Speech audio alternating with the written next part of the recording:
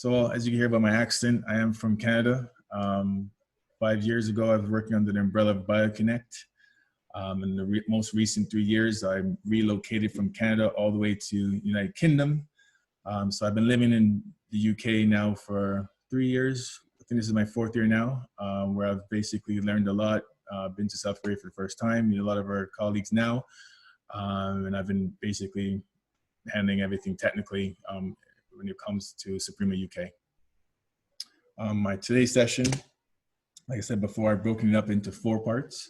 So the first aspect of it is what is mobile access, where I'll provide you general information, BLE versus NFC, and the supported devices that you need to basically worry about on getting this technology up and running.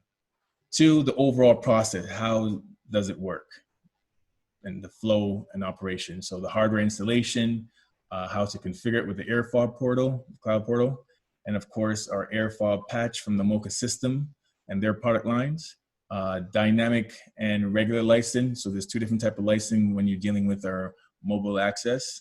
And from a sales aspect, why mobile access? So the cost, security, and of course the recent pandemic that we have going on right now, COVID-19. And of course, access control, the benefit that it provides any distributor, any end user, any customer at all. And of course, potential case where you basically fit this technology. So I gave you a partner program, so you can see where the resellers and distribution could basically produce this solution, and also how they could profit and set prices. Of course, fitness customer cases, and the integration. So how does the in-app SDK works with the mobile access with your own personal app and our devices. So before I go any further again, any questions? This is all clear. Is everyone expecting what we're going to cover based on your questions? All right, perfect. So this is a little bit about Suprema before I continue. So Suprema is the leading global provider of biometric and security. So by combining world-renowned biometric algorithm with superior engineering, Suprema has introduced several technology initiatives and innovation to the security industry over the last couple of decades. So as you know already, we have the access control and time and attendance, which also communicate with our Suprema devices, which also controls door and records of time and attendance of employees coming in and out. A little background of our company. As you know, we're located in South Korea. We have a very large amount of employees, 270, and we've started the company back in 2000. So as you know, you may see throughout my slide, Suprema 20. So this is our 20th anniversary. And when it comes to top 10 security, we are definitely on that list. And in other markets, for instance, the EMEA, we are #1 for shares of biometric access control. And definitely our devices and partners and customers is spread globally across. Products. So Suprema offers biometric readers, RFID readers, and intelligent controllers. With that being said, it could basically break it down to 2 different sections. So either centralized system, where you have a core station and dummy readers, where the core station will act as the master. And then you have a 4-door access kit, which is now in stores that you can definitely purchase. And of course, distributed system, where you have edge readers, face station readers, face light. So we definitely have pretty much everything that you were looking for in any access control system. And then we're very flexible. When it comes to popular devices, where you see majority with most of our customers, the BioStation 2, BioEntry BW2, Face Station 2, Face Light, and the BioEntry Plus 2. And then most recently, you have the Suprema Mobile Access, which is basically access on the card. And I'll go into deeper on clarifying what that means. And of course, the BioLite N2, which is a new device that actually is supported by this Suprema Mobile Access. So I will break that down and hopefully demonstrate it showing up on the app as well. If you do want to test it yourself, there is a special firmware that's needed. Just shoot us an email and we'll basically see if we're allowed to send it over to you. Won't spend too much time on this screen here. This is strictly just the new features in our BioStar 2.714. Keep in mind 2.8 is on the brinks of coming out soon as well. So you can add the mobile credential from BioStar over to the Mocha app. Also, we've enhanced the security of code signing. We've definitely enhanced the security in the mobile usage. New devices that's coming out is an XPath D2 with a Rev2 beside it, because the Rev2 pretty much allows you to use the D2 within our new mobile access system. And of course, the error fob patch is not out yet, but I think a few more tests, and I think in the next 3 weeks, you should be able to witness and be able to use that device. The core station with the most recent firmware for a web server, it could support the core station and FaceLight as a slave device. And then last but not least, you have access groups, and you have device in certain access group. That being said, you can now selectively transfer different types of users in different groups within the devices. So not like the old time where all their devices will hold every single user, even if they don't use that reader at all. So that's some new and improved information. So before I start now into what is Suprema Mobile Access, someone had their hand up. Okay, looks like it's been sorted. So what is Suprema Mobile Access? Suprema has announced the release of its new mobile contact solution. So it's a complete platform for managing, issuing, and tracking access credential using smartphones. So you see on the very top, you have RFID cards, which most of you guys are used to and been using, which is now added with their mobile device. And now you have mobile access, basically a card within a mobile phone that you can then use the badge on a reader that's attached to a door to trigger that relay and open that door.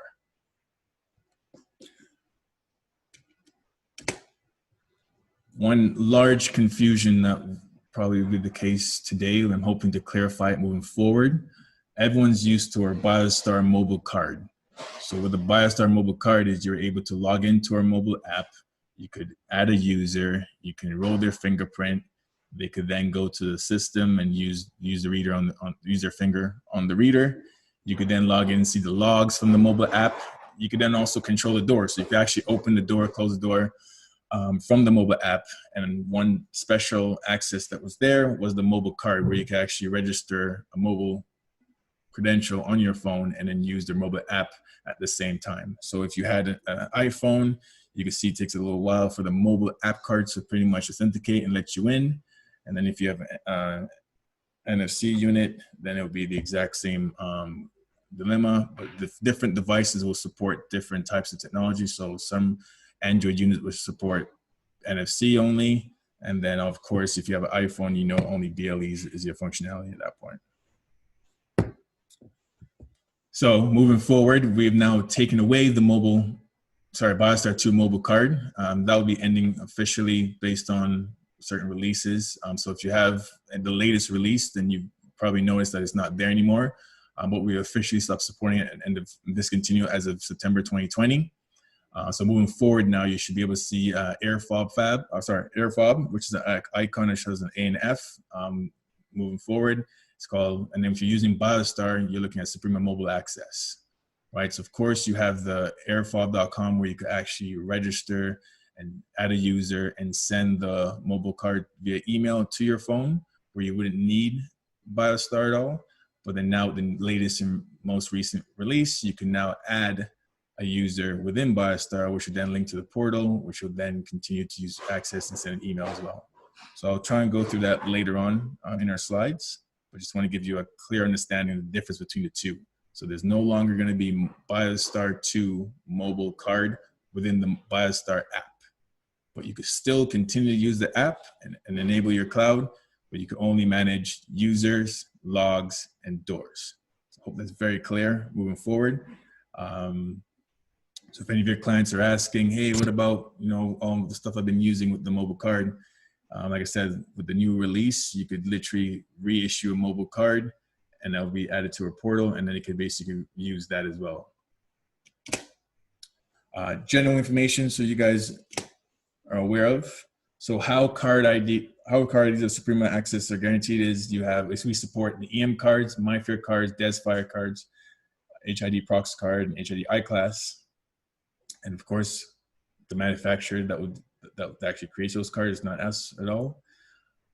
We then generate a number based on the BioStar administrator, which synchronizes with the AirFob portal. So if you're wondering how that basically works, it's pretty much you generate a number in BioStar, and then it syncs with the AirFob. Right. So at the current moment, you will see an option for different types of cards, type that we support. So you have the CSN, which is the private ID.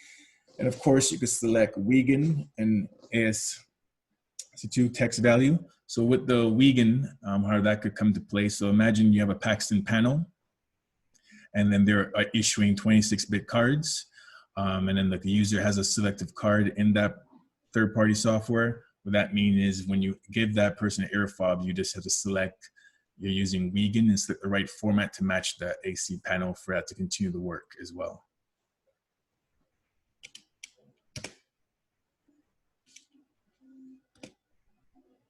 So some general question that we've been getting recently since we've just launched this new technology is Suprema Mobile Access can be applied with centralized solution or a distributed solution.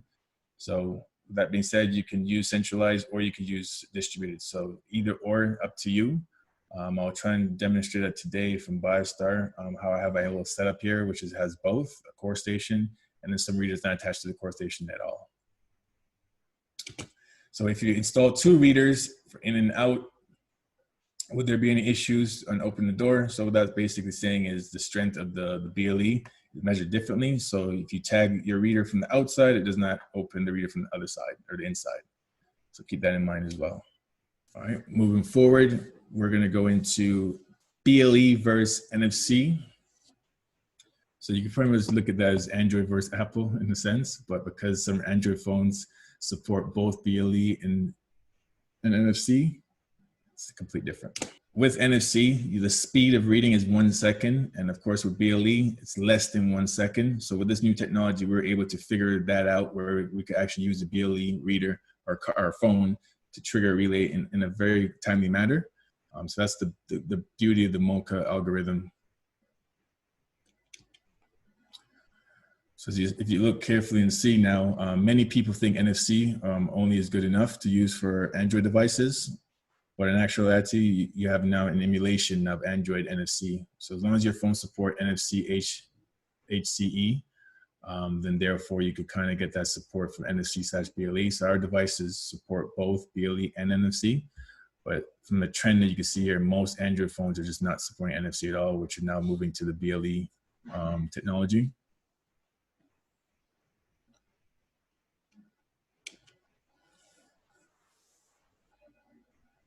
So for more universal use, BLE is the best choice.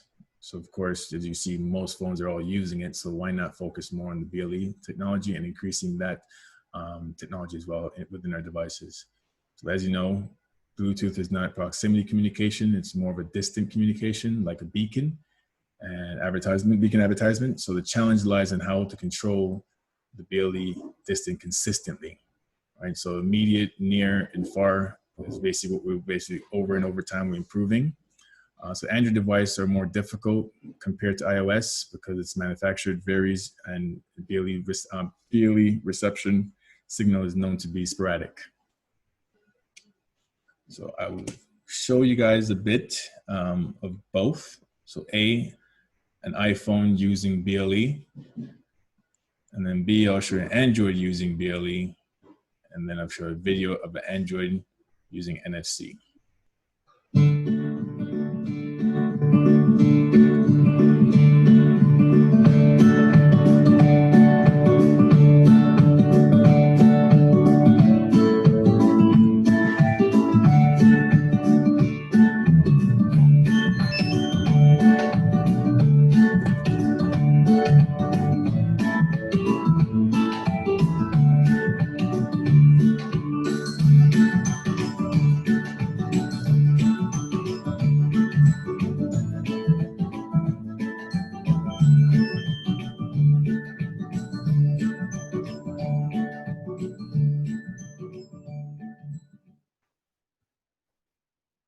All right, so that was the iPhone BLE technology on our XPass reader. Now let's start with the Android device using BLE technology on our readers.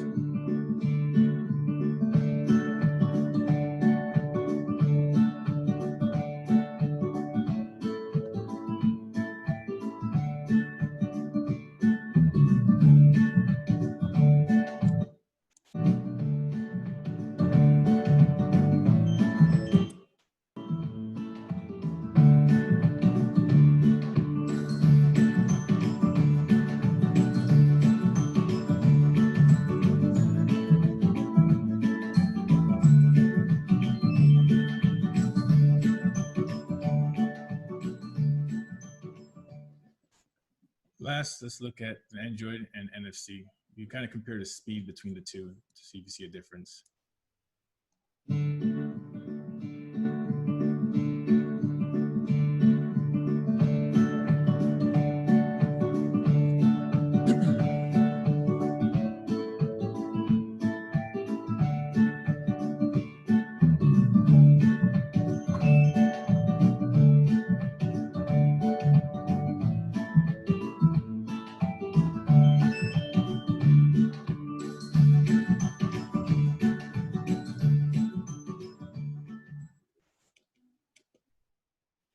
Perfect. So now let's get into devices that are supported with this technology.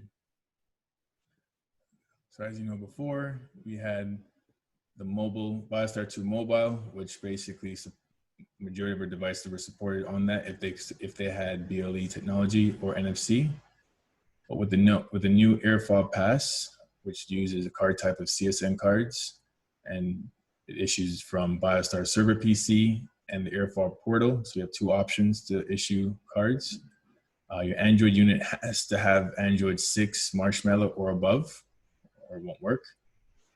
Your iOS has to have iOS 11 or above. The technology for most Android is BLE and NFC. With iOS, it doesn't support BLE at all.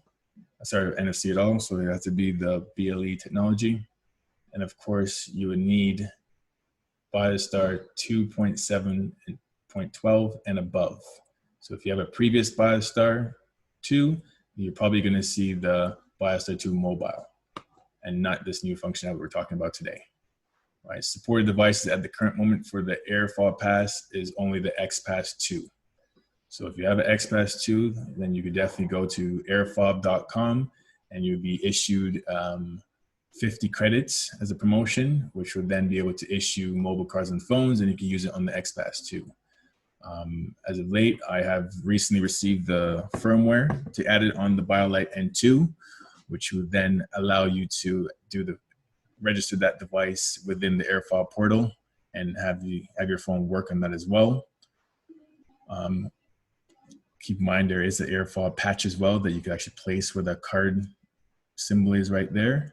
And usually any device that has a card antenna, that's usually where the AirFob has to go. So you think of certain devices that may have a different antenna, different location. So be mindful of that as well. So another supported devices would be the XPass D2. So they're known to be dummy readers, which would then be a product line that works with the core station or just passing Wiegand through to a ACU, third-party controller. But as of late, we now have a new device coming out called XPass D2 Rev 2. So how we differentiate within our software, we're now adding a blue mark on that device in the list, which would then let you know that this is a XPass D2 Rev 2, which would then be supported with the Suprema Mobile Access credential. Right? Keep in mind, if you're trying to add if you have two doors and you want to add a D2 Rev 2 as a slave, let's say for the outdoor reader, and then the XPass reader as a master on the opposite side, then you have to be mindful of the firmware that's being used. So right now, with the latest version of BioStar 2, the firmware for the XPass is still 1.1, but if you actually visit our supremainc.com website, then you could download the latest firmware, which is 1.2, which allows you to add the slave Rev 2 as the XPass to an XPass master. Keep in mind the Rev 2 has to have firmware of 1.4. So if you run into issues, definitely check the version of your phone, check the version of the BioStar you're using, and then also check the device firmware. Very key. And of course, we'll be rolling out the other devices either later in Q2 or trickle into Q3. But keep posted on our support.suprema Inc. webpage and check the star on our announcement so you'll be alerted when new technologies are arriving. So the overall process. So if you're wondering how this basically works, so you have an admin who issues a mobile credential from the AirFob portal. The portal then sends a credential email, so credential data, to the user's phone via email or SMS. So you can do either or. So you can do email or you can do a text. Obviously with email, depending on firewall, depending on your security, based on other things, it could take a while. Text could be instant. And then they click on that email, it would then prompt them to download the app if they don't already have it. If they have it already, then it'll pretty much add it into the mobile AirFob pass. And there you go. That's the overall simplistic information on how this works. Let's go deeper into it. So like I said before, the requirements, very simple. Android 6.0 or above has to have the NFC and BLE supported, so that option has to be ticked on your phone. So if you turn off BLE or your NFC, the phone does alert that it's not on when you open the app. For iPhone, only BLE is supported, so you pretty much don't really have very much to toggle. And of course, the XPass at the current moment is the leading device that's supported by this technology. So I'll give you a run through, a video of how to register a device via the app.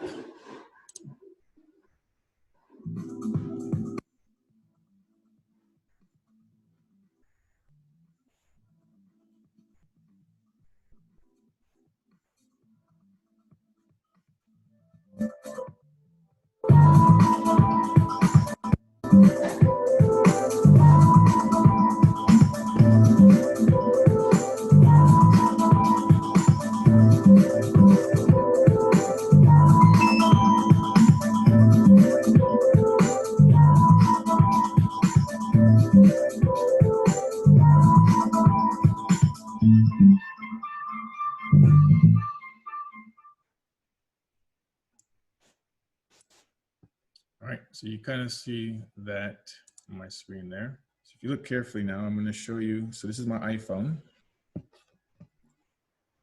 So if I was to click the AirFob pass,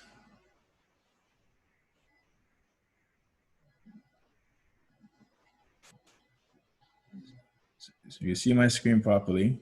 This is basically all the different sites that I've created that I'm handling and managing. All right, so if I click on this one site here, I could then select to register that device to that AirFob site. All right, so if I go to registered list, that means this is what device that I have registered already on my list within that site. So currently I don't have anything. So if I go back, I could then register a device from this mobile app. So click on here. So here you see a bunch of different lists of devices. So if the device says in use, it's either one, I have users from BioStar living in that device. So I would have to delete the users, factory default device, reset it, and then I'll be able to do so. I've also noticed if I use the device manager app, it also allows it to come up as in use as well. So be mindful of that.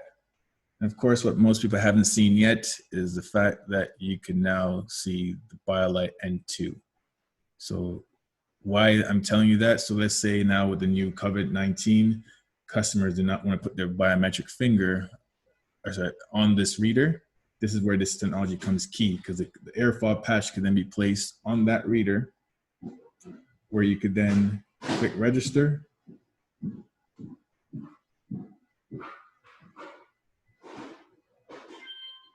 Then you hear a chime on the device. You can press OK. Now that device comes as in use. So if I go back, you can still see, I can now rename that device if I want to. So let's say I'm gonna name it front door. So it will load and now it's called front door. I can go back.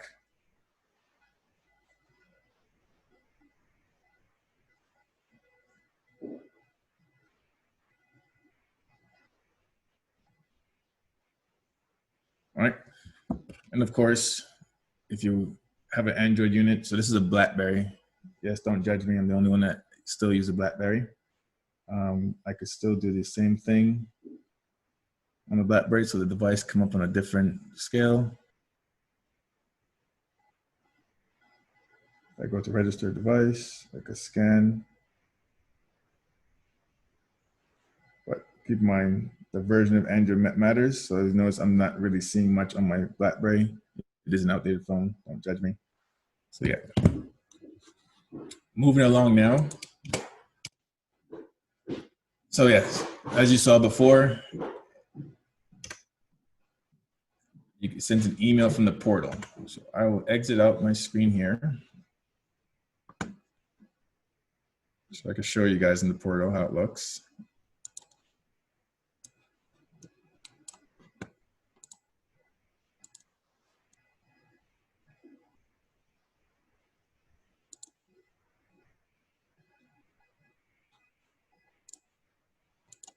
So this is the portal. So if I want to add a user, I'll click add user in the portal. Well, first let me log in. So if you go to airfob.com, it will redirect you to mcmochainc.com. If you have any old Suprema with the old name link, it would then still redirect you. If you have the old design of how Mocha looks, it will also change to the new AF Suprema logo. So obviously that's my email address that I've used to create a site. If you don't have one at all, you could go sign up and enter an email address. So I'll try and pick an email I haven't used at all. I don't think I've used this email here.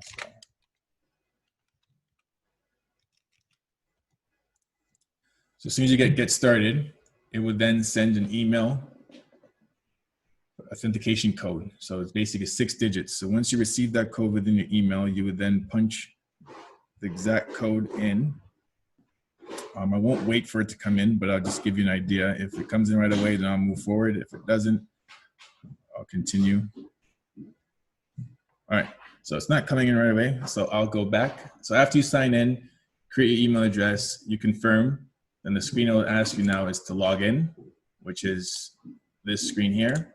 So I'll click on my name, my email address, punch in my password that I have set up for it.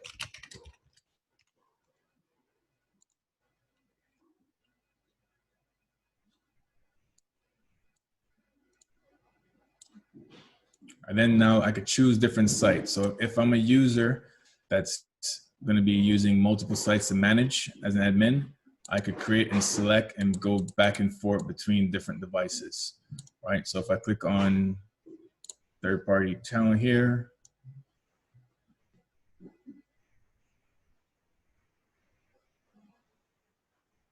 right? So it shows me three users. So if I click on add a new user,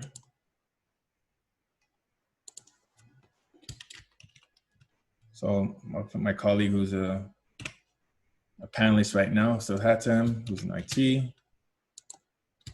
his email address.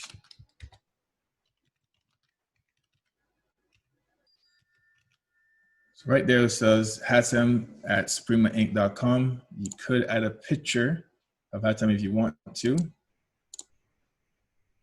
So this is what will show up on his actual screen. And then if you click save, it just saves Hatem's information. So let's say if you want to pre-set up a site, you could add all the users on the site and keep creating.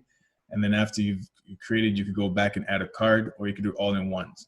So if I basically went down back to Hatem and add a card, here I selected the email settings. I could leave the predefined number that it has in there, which is 9988941. Or I could click into it and give a number of 6 of my choice to match his user ID. And the bottom, I'll click on issue.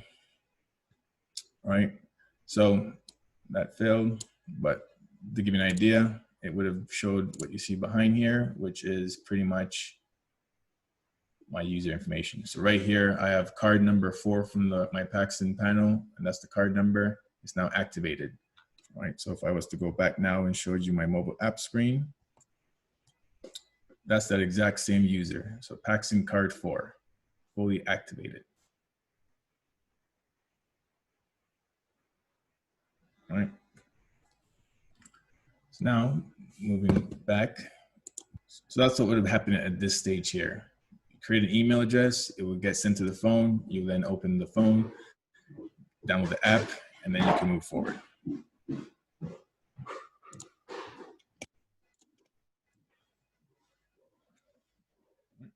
Now on a deeper scale, the overall process. So you create a site like I just showed you. You then register a device through your mobile app, which I've explained there. You issue a mobile card from the portal. You get an email. You now use it with your device. All right. Next, if you have a third-party app, so in a sense, you would then use you would call from APIs through a third party to issue mobile credential. All right, so using the in-app SDK, where you call APIs in order to issue the mobile credential. It would then input encrypted credential data into the in-app data, so which you then incorporate with your personal third-party app, and then you can still follow the same process and use it on your phone.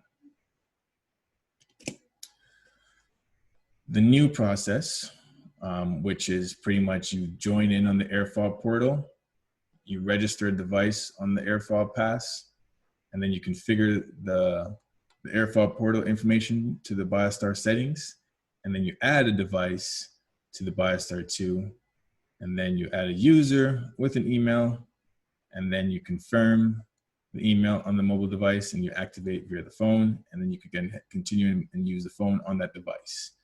So if you want to follow and test and follow along on your own, we do have links on our support portal. So support.supremainc.com, where you can see a sample, and I'm gonna show a video after, but just let me show you a live look of what to do and the options that you have. Now you see I have multiple sites. So let me click on my HQ Mobile Access. All right, so while that's doing that, I'll just demonstrate the BioStar site as if we're going to be doing that. So let's say we're already registered a mobile card via the portal and a user. You could then come to BioStar. So we'll log in first.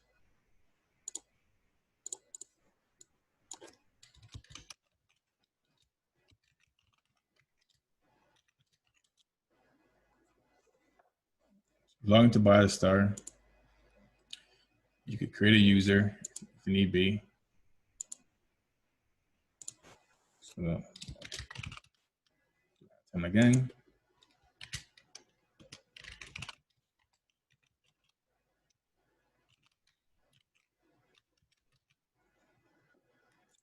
So high time is 6. I won't give them any credential to log in.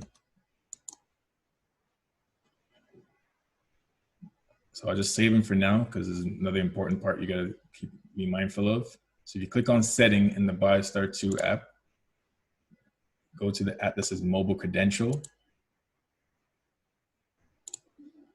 So here you can set to match where your site is, right? So for instance, right now I'm attached to an existing site that I've set up with my email address. So if I basically want to change that information, so I'll enable it. It's asking me for the site ID, my password, and my email, and then I hit connect, right? So first things first, you go to setting, and you go to site. So this is where my site ID is. So my site ID here is 1191, and my license type that I've selected when I've created it is regular, and the messaging option I've chose over SMS is email, right? And that's the name of the site, so UK Mobile Access.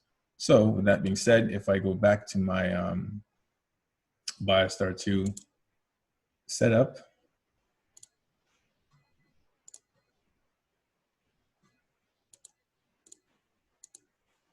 all right, so this is where I'll alter that information right here. And if you go back to my portal, make sure you're putting the right site and the right device is matching the right site information. So that's my email address, my password. Then you hit connect. So I'll play the video to show you guys what I try to show you live.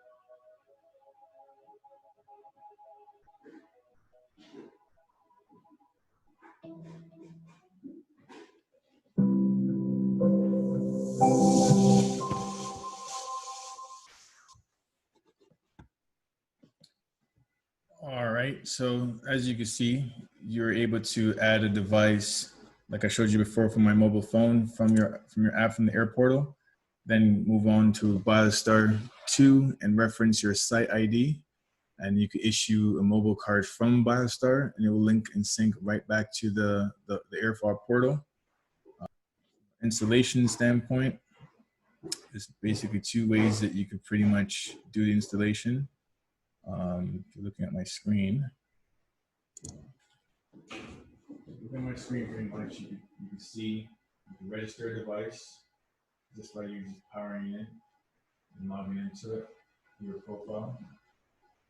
So on iPhone, so I do a face recognition. So as soon as I log in, which you can see on my screen, the site. Here.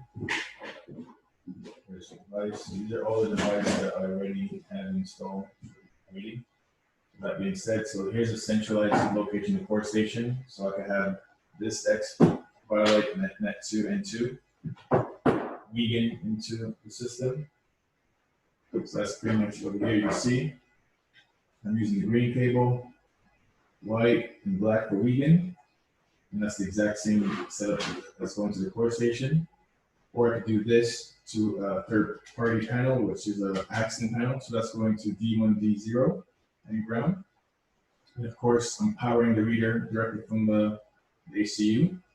So that could be a third XPath reader connected to a third-party system via the vegan cables, power, and then network if need be. You could also have a keypad reader that could be RS485. So that's pretty much the TRX minus, TRX plus, and ground cable connected directly to the core station. And then you can add it to a door. You can also power the reader from the core station, or you can have a power supply separately. So back to my question, when you say, can you add it to a centralized location? You can. Here you have a distribution setup, where you have the N2 wired directly to your network, and then you have the power, and basically you're using the relay cables in the back of the reader to the door to then trigger if you were to take your mobile unit and come to the device. So as you see here, I'm exiting out of my site because that's basically just for registration. So if you go all the way back, it brings you to the mobile card. You see it placed in the sun glare. If I go close enough, I could toggle between foreground and background. So as you know what that means, if I was to lock my phone like this, I could still be operational. All right, so all you gotta do is come to the reader, that's getting blue, it would then react on the violet N2. So it's not officially out yet, by the way.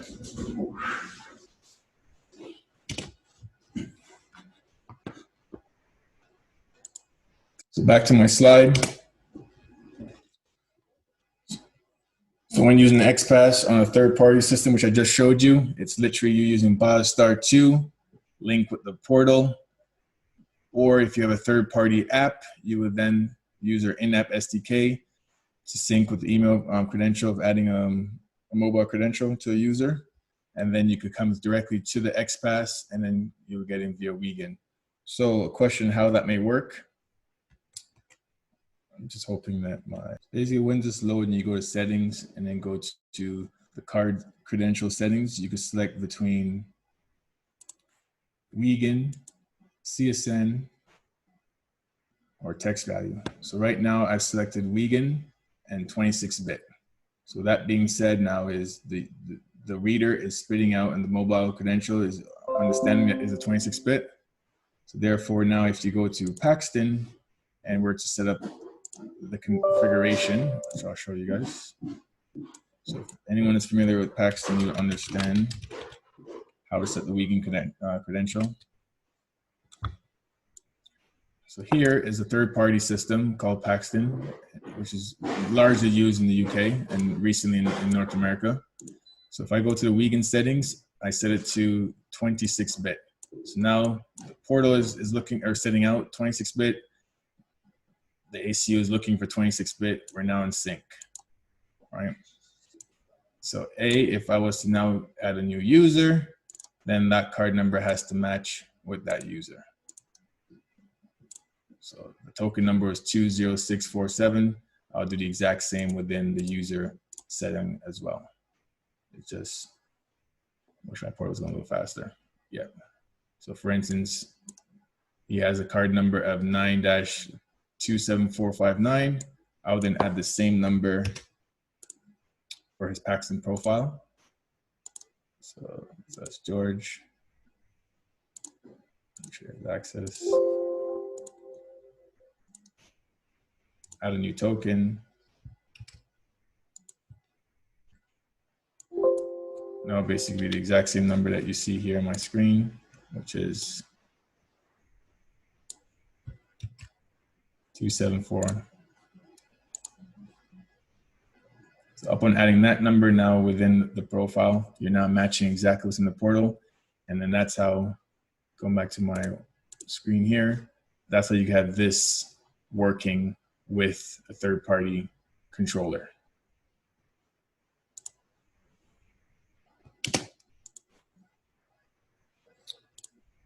And you already saw how I configured with the portal already, with the video and my little mini demonstration there before my portal started going slow. Here is the air fault patch. So with the air fault patch, it pretty much helps overcome a lot of obstacles. So with this new pandemic situation that's now up on us, it saves customers relocating devices, buying new devices, lets you keep exactly what you have in place, and you place the patch directly on the reader, and then therefore you can still continue and overcome this challenge that we're facing currently right now. So the air fault patch is just a new device making transition to the mobile access cost, making everything efficient. This is what we've been trying to solve for a while. So that's why we have a new company called Mocha, which is now focusing on this particular market directly.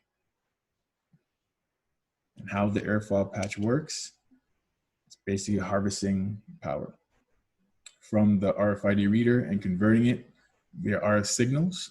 And that's pretty much how it's basically functioning when you place your phone. So if you're worrying about powering and energizing, it basically does it by itself, strictly from the actual RFID reader. So it's not fully out yet. It will be coming out soon as we're finishing tests. I will give a video demonstration of how it works on a third-party reader, and then also at the very end on the N2 that I have. So keep in mind the N2 could be added directly with the firmware to our system because it does support BLE and NFC. But let's say you had a different device that didn't support it, then you can use the patch on the reader itself.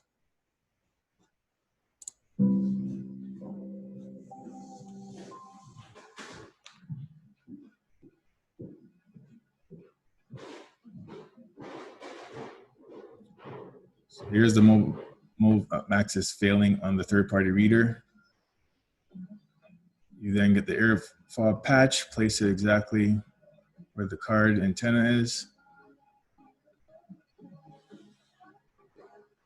Place the phone on the patch, and then you get a green light for success. Keep in mind your cards will still also work, so there won't be any conflict or any disruption there. Here you have a smartphone on the BioLite Net. So the patch is right there where the card icon is.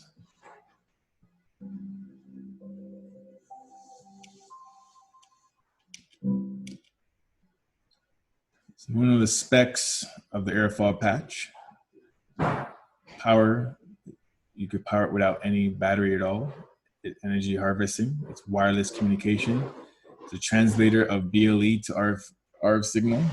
No additional construction. It's literally a patch that will stick adhesively strong enough where it's hard to actually peel off. So don't think it's just you put it on there and it's just easy. Anyone can just walk by and take it off. It actually takes a lot of power in order to remove that patch.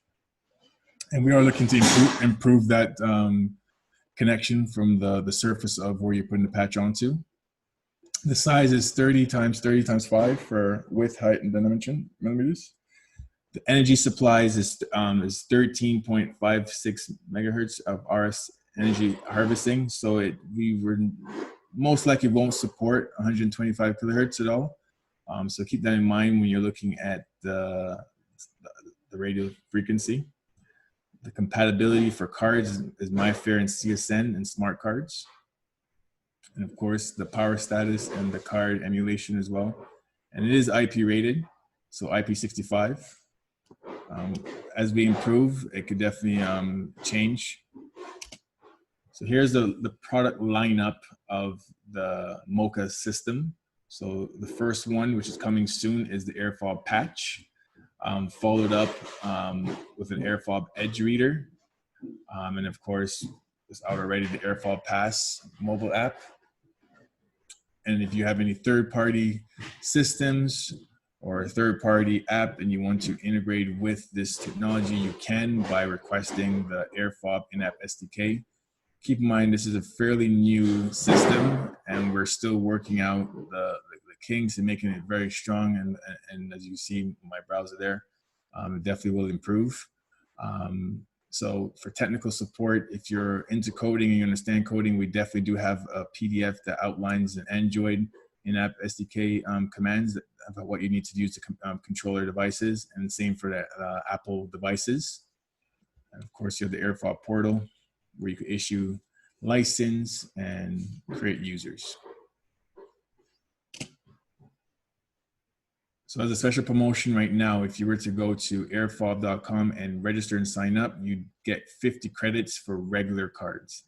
And after 1 month of deduction for dynamic cards. So you get 50 credits for regular, and then you get 1 month credit of deduction for dynamic cards. So we will get into the difference between regular and dynamic, and you can see which one you want to select moving forward. So you want to do a trial run.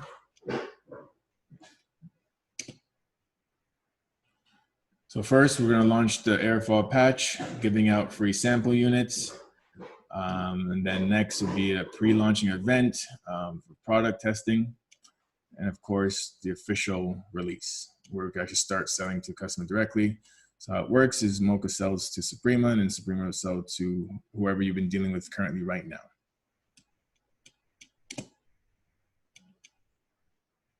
So this is a very key point of our presentation.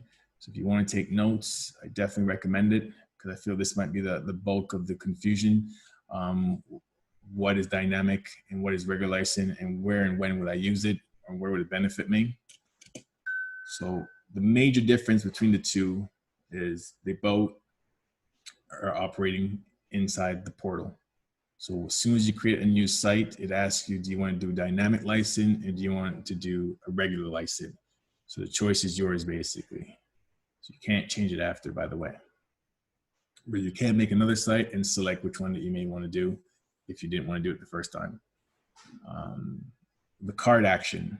So within the portal of a regular, you can only add users and add a card.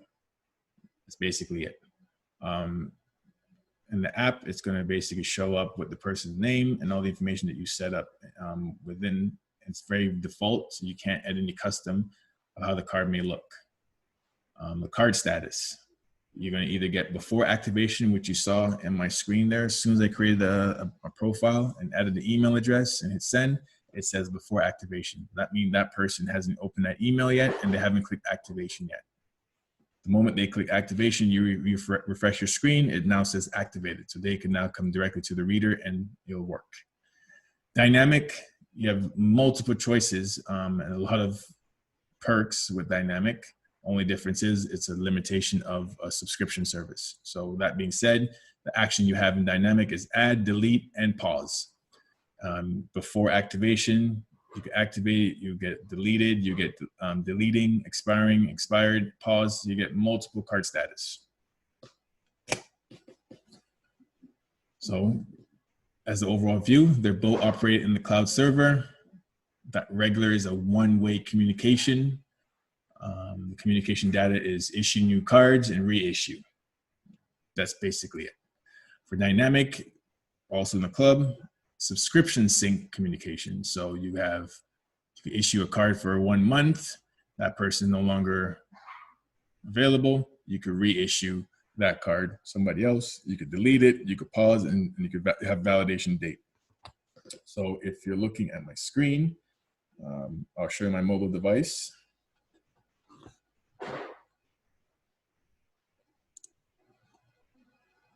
Yep. So if you look carefully there on my screen, it shows an expiry date of that dynamic user. Right, so you could basically set a date, and it actually shows on the card when it's going to be valid and when it's going to expire. So the user is fully clear on what they need to do if it does expire.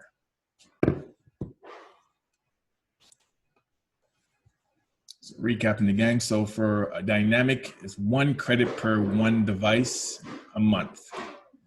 Right, so target for dynamic would fall along the lines of fitness, membership, shared space. Features that you get with it is unlimited numbers of mobile card issuance, remote control and revoke, communication data, like I said before, issue new card, reissue, delete, pause, and validate. And then of course you need constant internet connection in order for it to work properly. And of course you get 5 minutes of disconnecting grace time, sorry. And then for regular, you get 1 credit per card. So target would be fixed workers, right? So quick scenario would be, I've now created a new sports facility where athletes who come in and play football, because I'm in the UK, it's very popular. I could then give my employees the regular site configuration. So they're fixed workers. So they'll have their own cards. If they get a new phone, that's fine. I just have to reissue the communication data, and then they'll just add the link onto their new phone, and then the same card will show up, and they can continue to use it and move forward as long as it supports BLE and NFC. Dynamic, that would be for all the customers that are coming in and out of that same said gym that I've created, and I can give them limitation, right? So if I have a device for in and out, that's basically, let's say 36 months. Therefore, in that case, I'll need 72 credits. All right, moving forward. So I'll break down a scenario of how regular will come into play and what happens. So let's say I issue a mobile ID through the portal to user A with card ID 1234. And then they'll then come to the reader and present that same airfall pass onto the reader and gain access. So now let's say they no longer are with the company anymore. So therefore, they could leave, as obviously it's their own device, but they actually leave with ID 1234, right? Because we didn't get it back. So therefore, I can't reuse that card ID or that number. So hopefully that's clear to everyone of where that would fit and where it wouldn't fit, right? Especially if you're on a credit limitation basis.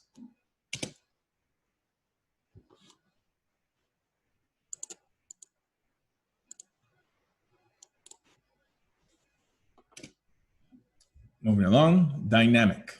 So let's say now I've created a site. I've selected my license to be dynamic. I now go add new user in the airfall portal, issue a card ID to user A 1234. That said user takes the airfall pass onto the device. They gain access, in and out, everything's all good.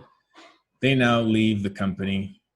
I could then go into the settings because I have a dynamic setup, and I could revoke the mobile card and then issue from user A to a new user and reuse it. All right, so this is a guy that had that user. Now I've reissued it with a different user altogether.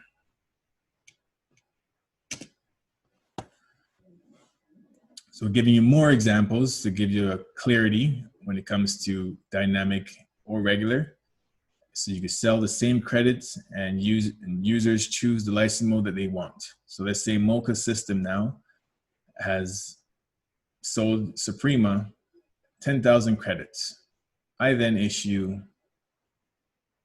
100 credit supply So 10 goes to, sorry, to my 10, I supply 100 credits to my reseller or SI, right? So I'll recap that. So Mocha sells Suprema 10,000 credits, right?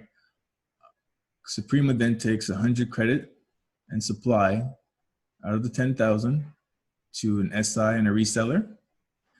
That reseller or SI then issues 10 credit to one end user, and that end user decides to create their own site, and they select a regular license. So I'm guessing that that's a hotel for their workers. So they're fixed workers. So they're not going anywhere. It's just fixed, same card in and out of the hotel coming for work. They then issue another set of license to another end user, which then use dynamic. And that end user could be a gym, right? So obviously with gym, you have gym membership. I signed up for a gym for a year. I didn't actually go there the entire year, so I was just paying randomly. I no longer want to go anymore because it's costing me money. I'm not using it. They can now revoke my pass and give it to someone else that's signing up for the gym, right? And of course, they'll run out eventually of credits that I've given them. So therefore, they'll come back and I can resell them, and they continue the same process. So that could trigger some information there for you guys, for your scenario within your region of how you could sell and reuse these licenses. And a good question, this is probably going to come out down the road. Can you issue regular and dynamic on for one site? Yes. So if you looked at my portal there, you saw that I have multiple sites where I have dynamic and regular. So obviously, to separate them, I'll create a regular and have all my employees on that regular site.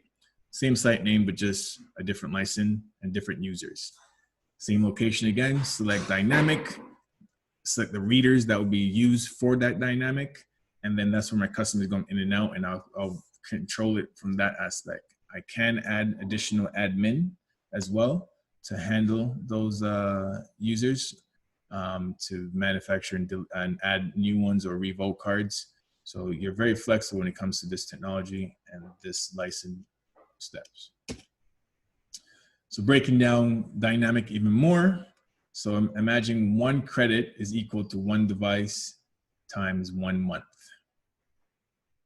right? So to avoid any confusion, if you get one credit, consider that's meant for one device, and they're gonna be using it for 1 month. So 1 month turns into 36 months. And then you're adding 2 devices, so for in and out. So that's gonna be 72 credits, right? So you're just adding 36 times 2. So you see why they purchase 10,000 credits. Other scenarios that you could pretty much look at, you could have, reseller gets a margin in regards to buying at low and selling high. Basically, you can do whatever you want with this setup. The end user price for airfall pass access is flexible. And then of course you could have case studies where the end user price is for airfall passes access. So you could use a different scenario where you use an office, a gym. You could use it where your reseller has its own customers, distribution have its own SIs that it can sell to, various options. And of course, you could design and fix and change the location of where everything is located. So if you look before when I was showing you my my phone there, you could position where the date goes, the name. The picture could be larger if I wanted to. The department name could basically be separated to move around if you want to, and the name could be smaller or big. So as I mentioned before, as a partner selling to different customers, this is what the partner location and site looks like, right? So if you click on partner.mochainc.com, you get a complete different look because you're just reissuing and selling license credits to your distribution or your customers that resells. And you can pick and choose. So you can invite different admins if you want to. It's just a matter of just clicking invite, entering their email address. So I'll also click on my personal email address here. I'll then it'll get sent an invite to be able to control and add information as I please. But this is what I want to show you guys live and direct, where you could actually modify your actual look of your dynamic card. So you could enhance the picture, you can make it smaller, you can move the name to a different location, the validation period you can move as well. You can add user can add the field of user information on the card. So this only comes with dynamic, by the way. So if you have regular, you won't have this option of custom card. And you also won't have this option as well to set the validation date. So predefined, you have 1 day, 2 days, 2 days, 1 week, and 1 year that you can select the valid periods from. And of course, you can choose whether to text the card to the user or email. And of course, you'll see expire on the card when when they open it. You can also remotely control the status of cards. So if you block someone's card, it will basically show deactivated. If it's expired, it'll show expired. And if obviously no internet connection, it will definitely let you know. You could obviously restore if you want to. All right, so if I have everyone paying attention throughout my presentation so far, here's our first quiz. So the question is, list the communication data for dynamic cards. Right, you can either do A, issue new cards and reissue, B, validate reissue card and issue new card, or C, issue new card, reissue, delete, pause, and validate. So I'm going to look at the participation list here. And if anyone wants to volunteer to go ahead, raise your hand and I'll unmute you to allow you to talk. If no one does it, I will pick a random name. Let's go with David Taylor. I'm going to go with C. All right. So David Taylor selected C.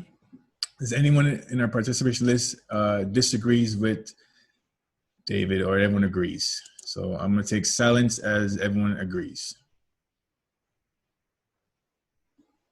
All right.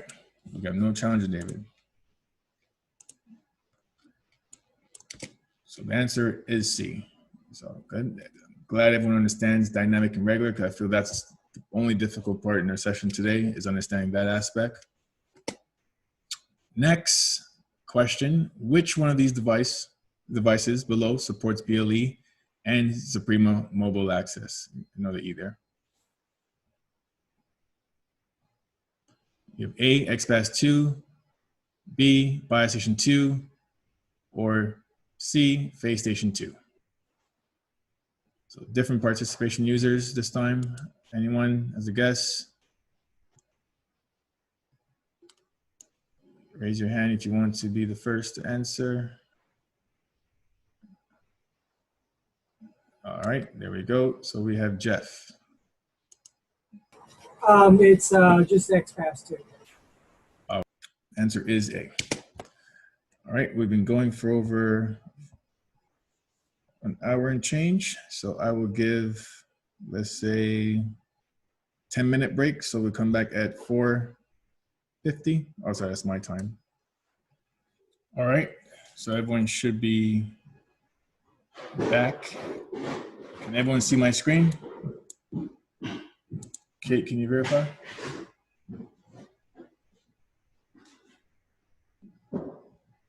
Yes, I can see your screen and your portal. Perfect.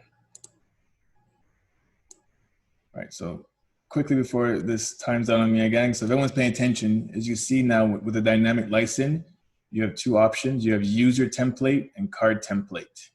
So if I click on card template, it gives you a set amount of predefined cards to play with.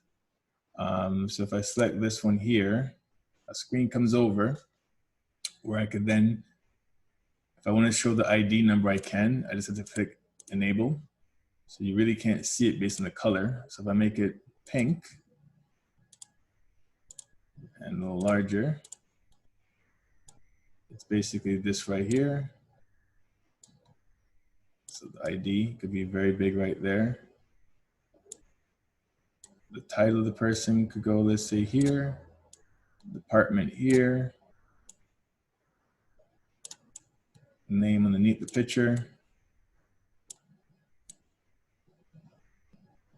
And for the image, you can make it a lot bigger if you want to. All right, so this is the perks that you get with the dynamic. You can hit save, and that will be the look of it if the case, and you can make it default by hitting the default card in the top right.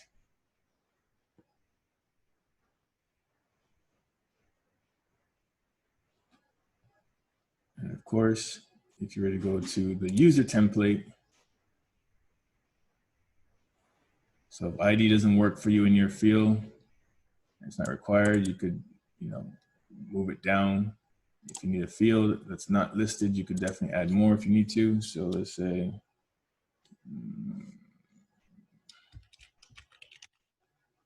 height's important. You can put required, so they have to put their height, hit confirm.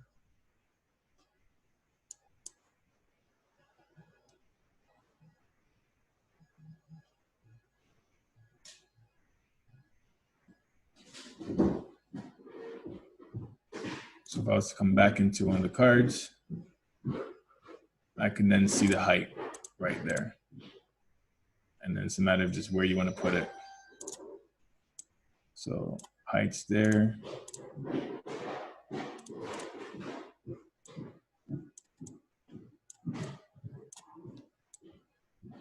All right, and you set the color green.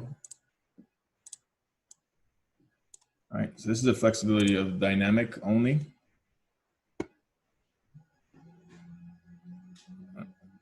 So unfortunately, you can't register a device from the air file portal. You have to use your mobile phone to do so. And of course, in the settings, like I said, if you were to connect to a site, you'll be able to add devices directly in.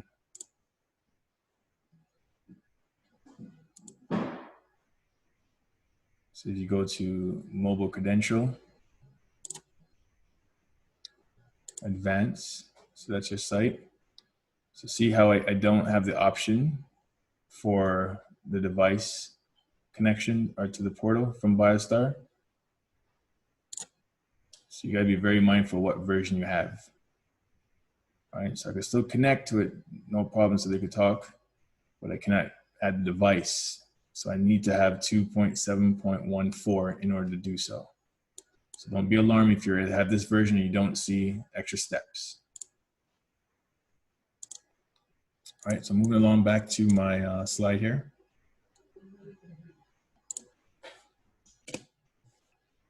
So why mobile access? Break it down into 3 points.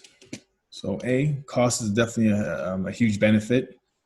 As you know before, purchasing cards year in, year out could definitely add up.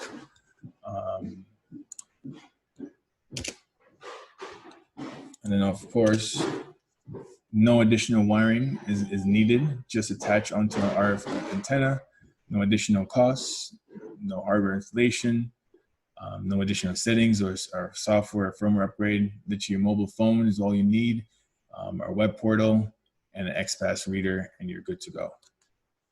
So it makes it a secure management with phone is lost. If someone loses their phone, you can revoke it. If someone loses their phone, you can basically reissue it to their email onto their new phone, and then that protects the security aspect of things. Less costs will keep on recurring and buying new cards every year because this is just your phone. Of course, the airfall patch doesn't stop there in a sense. You could also add it onto different technologies within your office. So for instance, OA printer, a USB reader, or a kiosk. You look carefully, the kiosk is a card module there. So you could actually, let's say you install a XPass behind that, you could definitely do so. And then your in-app SDK could be the display what you see on the screen. So that's another flexibility aspect that you could pretty much use for that. Security. So this is a huge one, which you probably, majority of the rebuttals that you will get from our pre-sale setup. As you see over the years, the evolution of credentials went from password, pins, regular cards, proximity, smart cards, and biometric. And of course, with the most recent situation of COVID-19, you have a lot of touchless technology coming out. So we're right in line with our mobile or Suprema Mobile Access, along with our face recognition device as well.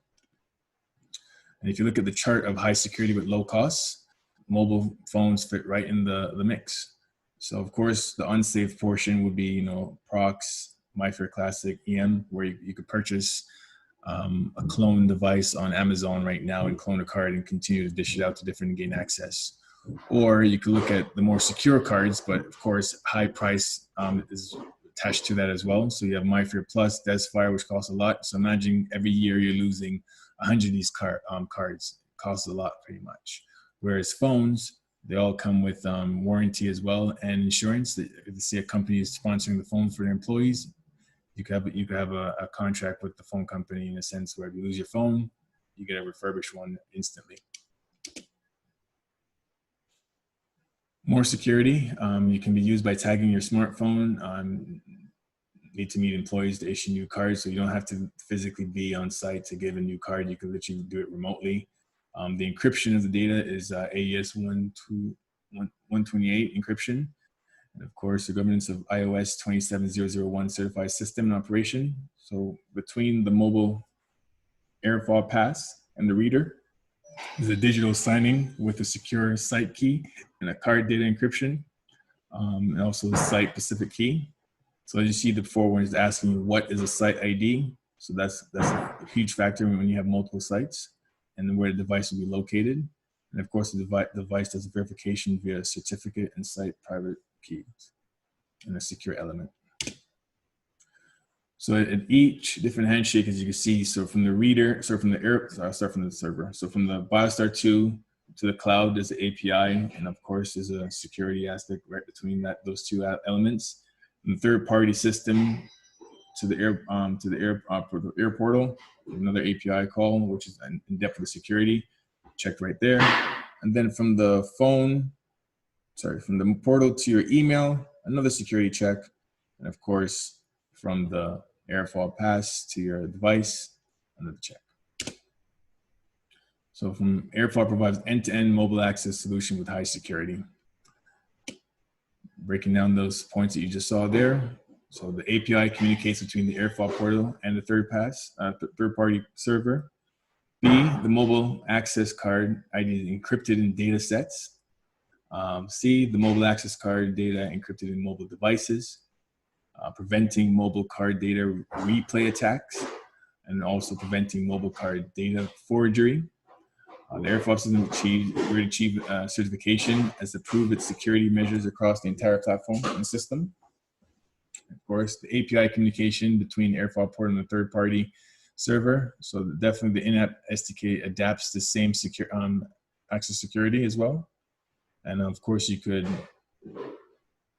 access the AirFob portal uses AWS API gateway service for networking throttle as a preemptive measure to avoid brutal network attacks. And you may wonder where this AWS portal is. That is based in our HQ office or HQ location in Korea.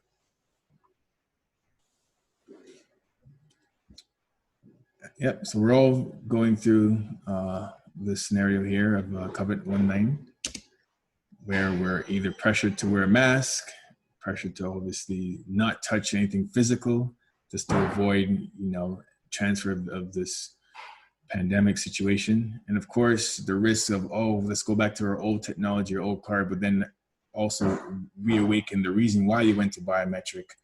So for RFID unsafe risk, and of course the TNA time thefts as well, where I'm handing out my card to someone else to pretend as if they're here, or I'm running late, please check me with your card to avoid the system. So with all these three factors, it's now been expedited to now go out in the market with a mobile access solution. So here at Suprema, we have multiple. So we have the face aspect where, you know, touching, like look and go, or you can use your mobile access now with your phone and getting without touching any service at all. And of course, we have our support where you can actually use a thermal camera and send a signal out to our face recognition reader, whether or not your temperature is high or not, to gain access. So we're fully engage in regards to the scenario of COVID-19 to survive and provide solution for our existing customers that already purchased their biometric readers. So let's say if you have a bunch of sites that have the N2, as you see before my demonstration, I'm able to add the N2 with the proper firmware into our AirFob portal.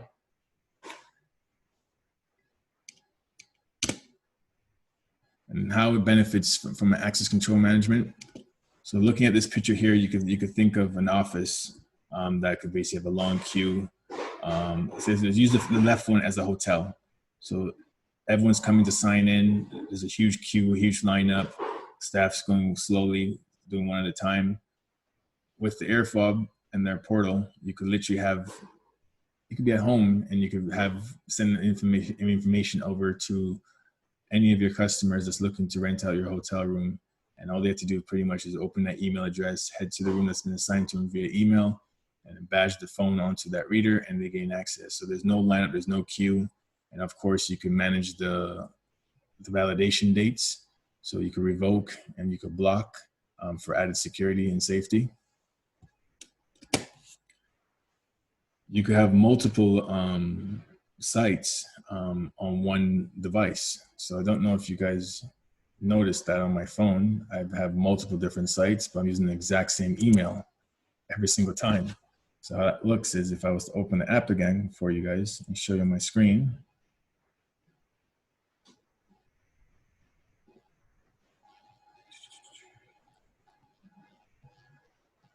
All right, so if you see here, I have the site on the bottom, if you could see it.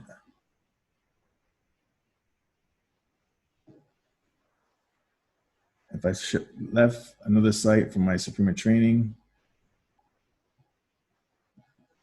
HQ Mobile Access, another card, another site that I created, another site. So I could have multiple different cards with just one phone, and I could gain access to different location. So that's what pretty much the diagram on the right shows you. One admin remotely giving access to a user that could enter Office A, Office B, and Office C. Obviously, with the old technology of RFID card, you probably have to carry multiple cards to gain different access to different offices. So you can see one of the key benefit in the sales aspect for our sales team that's selling this solution. Security, COVID-19, and then obviously from access control management, this makes it very easy, and you don't have to be in an office. It can be remote, and you can be anywhere as well.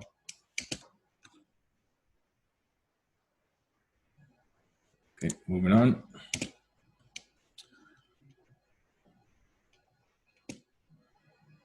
So another pop quiz. Which AirFob license would you recommend for a sports/gym, fitness gym? There's multiple answers here, but the one I'm looking for is less technical. So looking at my participation list here.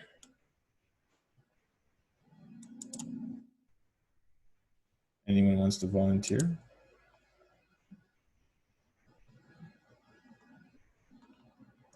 So before I gave you the answer to choose from, here you now have to dig deep in your note taking. So I'm going to pick someone random since I don't see any raised hands. All right, Jeff.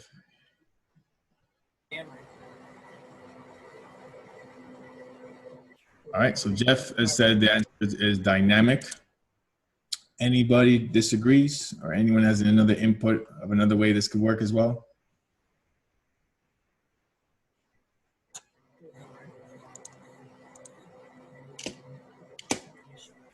So for a fitness gym, yes, it definitely will be dynamic for membership and expiry dates, but also keep in mind too, the simple fact that you could also have regular on the exact same site for employees, right? So you'd be creating two different sites on your portal. One would be for dynamic for your customers, and you create another one that would be employees of the same gym.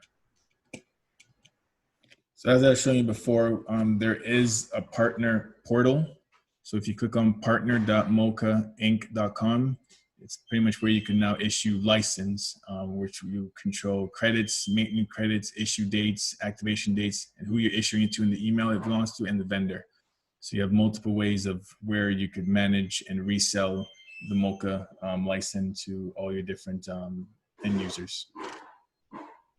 And the key points of the partner platform is you get credit stock management, self-license code generation, and of course the license code resell / purchase. So you could buy it at a low cost and sell more at a high through the partner portal. All right, so pretty much you have all your different partners and resell and distribution, and you'll give them all credits. All right, so like I said before, Suprema would purchase 10,000 credits from Mocha, and then Mocha would then distribute that license that they've purchased. So for my diagram here, 10,000 credits was sold to a distributor A. Distributor A then gives license self-activation to their SI reseller, who then resells to their customer, right? 10,000 credit was purchased from distributor B, who then gives it directly to their end user because they don't have any SI or resellers. It's just directly to their end user. So there's different ways you could sell in your own way. There's no limitation. And then as a perk here, so this goes back down to Jeff's question. So A, if it's a gym that's brand new and it's coming up for launch, you could have multiple doors that would be affixed to certain scenarios. So there's 16 gyms with 60,000 users, 200 employees. So with 3 doors, you have one for all. So all the users would basically use the one door, and that could be the dynamic. And then 2 for only employees. So in and out, which will be a factor on the regular aspect for users coming in and out. And as you see, you can manage 6 gyms with our portal. So you can have a mixed use for the best combination that works for you. And closing out, my last point is the integration piece. So if you're a developer or if you're a customer that have their own third-party app, they could definitely integrate their third-party app or their server directly to this solution. So how it is the API from the third-party server to the Airfall portal, and of course your own app communicating with the Airfall portal along with the third-party server. So what we use is a Airfall portal open for REST API, and of course you could use Android jar, or you could use Apple as well for your in-app. So it's definitely applicable for either or those 2 smartphones. And if you break it down of how it works, so 1, the mobile card generation API requests. So your third-party server will then communicate back to the Airfall portal with the email mobile card ID. Then after that, you have an API response. So the transfer of the mobile card data will then go back to the server. Then the mobile device will do the initiation back to the third party, and then the mobile card input into the in-app SDK. And then after that, you take the in-app SDK with your phone or your third-party app, which would then communicate via NFC/BLE, depending on the smartphone of your choice. So whether you're using a BlackBerry, which I have here, or you want to basically use an iPhone, which I also have here, based on your technology, you badge it to the XPass reader. So if you're using an XPass directly through a BioStar system, then that would trigger the relay from the back of the reader. If you're using it with a third-party ACU, then you connect the Wigan cables, like I showed earlier on the Paxton panel there. And then you could basically have a flow with your own software and your own app.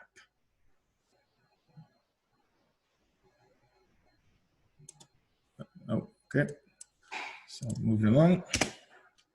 So as you know, BioStar platform, very easy to use, installation very easy, and we could integrate with many different third-party applications out in the field. Of course, with this new edition, we've now got a little stronger with different aspects. You have face, you have biometric, you have RFID cards only. Now you have mobile access. Many ways to basically gain sales from any type of customer, any type of situations. Moving forward, The FAQ, so we have had a few recent questions in regards to this technology. I'll try to mention them and give you an answer. You may have the same. So question number 1, card type and license. When ordering, how will you define dynamic from fixed? So when you order, you can just order credits. How you define whether it's regular or dynamic. Like I showed you before, when you create a new site, the first thing it asks you for is, do you want a regular or dynamic? Right, so we just give you the credit. You decide whether or not it's going to be regular or dynamic.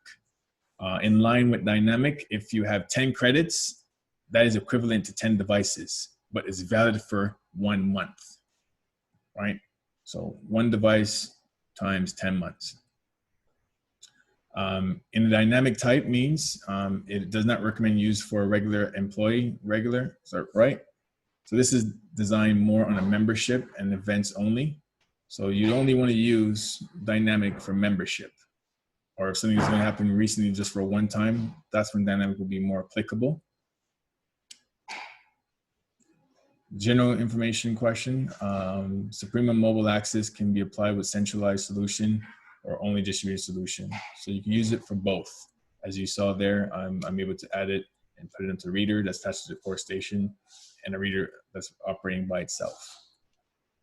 And of course, number 4, what happens to the existing customer after AirFile portal change? So no effect on the existing license functionality, only the UI change.